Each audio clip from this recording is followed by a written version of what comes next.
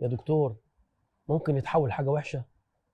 هو الورم الليفي ده حاجه وحشه او ممكن يتحول حاجه وحشه؟ السؤال مقلق بالنسبه للسيدات اللي عندها ورم ليفي. يا دكتور ممكن يتحول حاجه وحشه؟ هو الورم الليفي ده حاجه وحشه او ممكن يتحول حاجه وحشه؟ نقول لهم لا، الورم الليفي ورم حميد كامل خلاص، وعيبه الوحيد انه مدمم، هي دي المشكله كلها، وذلك قابل للنمو والكبر والنزيف. لكن الإحصائيات بتقول إن واحد كل 1000 واحدة، كل 1000 أو كل 1500 واحدة ممكن يتحول إلى سرطان. ولذلك لازم ناخد بالنا، إحنا في مؤشرات معينة بتخلينا كدكاترة نعرف منها إيه المؤشرات دي. إنه يجي في سن متأخر قوي، يعني يجي في سن قبل ما ينقطع الطمس، واحد.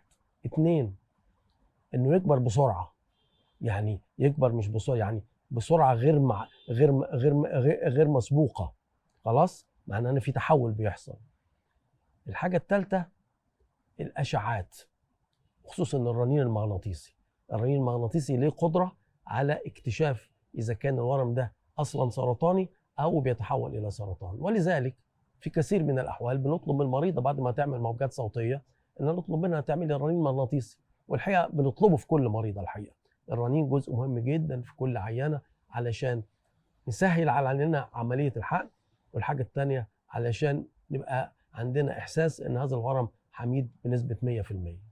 ولذلك ايضا اذا اكتشفنا اذا الست دي عملت جراحه وحاولت تشيل هذا الورم واتضرب فيه مشرط، ولذلك لا قدر الله اذا كان هذا الورم هي واحد من الألف او الواحد من 1500 او 2000 واحد اللي ممكن يحصل لهم كده، يبقى ضرب مشرط فيه هيؤدي الى انتشار الورم. ولذلك الامور محتاجه تحفظ واختيار مناسب للمرضى. الدكتور لازم يكون عارف هذا الكلام كويس قوي قوي.